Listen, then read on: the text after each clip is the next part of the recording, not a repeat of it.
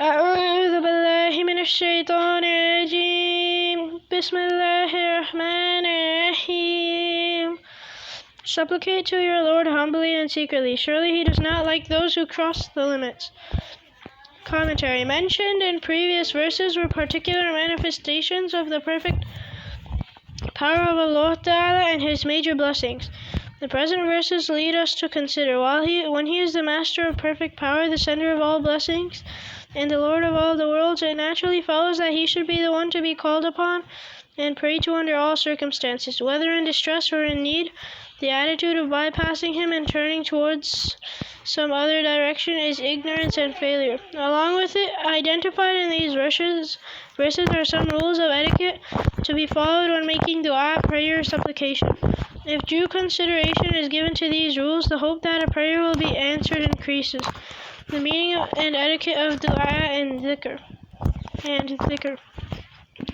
The word dua in the Arabic language means to call upon someone to remove one's need. It is also used to remember in the absolute sense. Both meanings can be taken here. The verse says, supplicate to your Lord, that is, call your Rabb for your needs, or remember that your Rabb and worship him. In the first case, it would mean ask Allah alone for what you need. In the second case, the sense would be do your dhikr and ibadah for him alone. Both these explanations have been reported from Tafsir authorities among the early righteous elders. After that, it was said humbly and secretly means realization.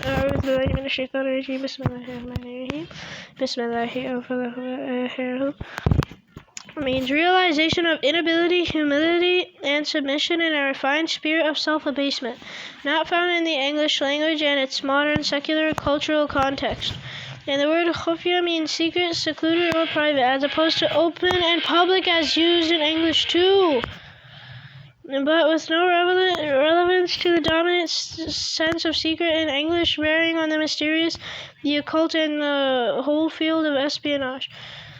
In the frame of these two words described, there are two important rules of etiquette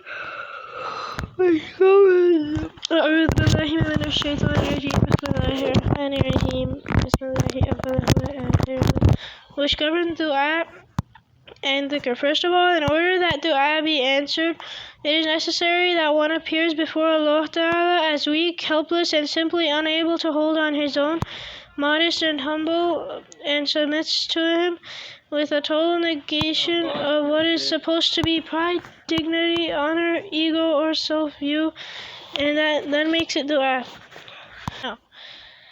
And that makes dua. Dua is a thing of the soul which requires that its words match the feebleness and humbleness of the maker of dua, that the manner of saying it remains a mirror of modesty, and that this overall humility should ooze forth from the very physical approach to this making of dua.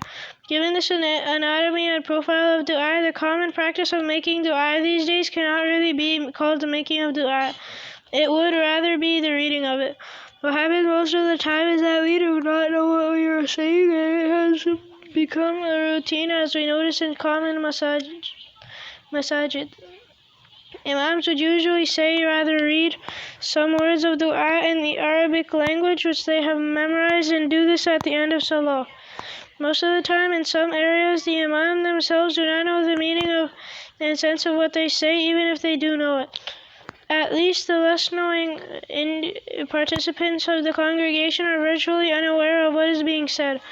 They would almost mechanically go on saying Ameen, Ameen, after the words read by the imam, without having any clue as to what was being said there. The outcome of all this stage demonstration is the vocalization of some words. Dua has a reality of its own which is just not there. Then this is an entirely different matter, that Allah Ta'ala in his infinite mercy may accept these very lifeless words and give them the effect of answered prayers. But it is not necessary that everyone understands that dua is not read. It is asked. Therefore, it is crucial that one asks as one should, properly as due.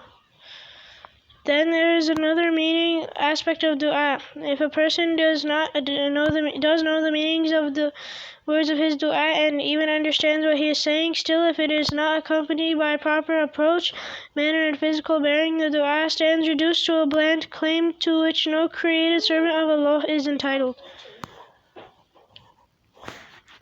So given in the first word was the spirit of dua, which requires that one shows his humility and praise to Allah for what he needs. Then in the second word, the instruction is given is that the asking and dua for what one needs should be done secretly and in a lowered voice, which is superior in merit and more likely to be answered. The reason is that making dua in a raised voice is not free of three possible drawbacks. Firstly, it is difficult to maintain modesty and humility in doing so. Secondly, there is the danger of hypocrisy and desire for recognition creeping in through this mode. Thirdly, the manner in which this dua is made only goes to show that the person making it almost does not know that Allah Ta'ala is all-hearing, all-knowing. He knows what we show on the outside and also that which we conceal inside. He hears everything quietly or loudly. Therefore, when the voice of the companions reached a loud pitch during dua made on the occasion of the Battle of Khaybar, Rasulullah ﷺ said, "You are not calling someone deaf or absent that you say it in such a loud voice. Instead, your addressee is to someone hearing near, that is Allah Ta'ala. So to raise your voice is redundant." Allah Jalla Sha'anuhu has himself mentioned the dua of a righteous person in these words, when he called his Rabb, calling in a lower voice. This tells us that the state of dua liked by Allah Ta'ala is that it be asked of him in a lowered and subdued voice. Sayyidina Hassan al-Basri says, there is a difference of 70 degrees in making dua openly and loudly when matched by the one made in a lowered voice. It was the habit of early righteous elders that they would exert to their maximum in dhikr and dua, which kept them busy most of the time. But their voice was not heard by anyone. In fact, their supplications would remain between them and their Rabb. Many of them would memorize the whole Quran and keep engaged in reciting it, but others would not know about it. Then there would be others engaged in their pursuit of advanced religious knowledge, but they would never go about telling others that they were doing so. There would be many others who would return from their homes after having long sessions of salah, but no one would come to know anything about that. He also said that he had seen such blessed people who would perform ibadah, which they could do in private, out in the open where people could see them, and their voices during dua were very low, would be very low. Ibn Jurayj has said that raising voices in dua and making it noisy is makruh, reprehensible. In his Ahkam al-Quran, Imam Abu Bakr al-Jassas has said, this verse tells us that making dua in a lowered voice is more merit-worthy than making it in a raised voice. It has been reported likewise from Hadrat Hassan al-Basri and Sayyidina Ibn Abbas.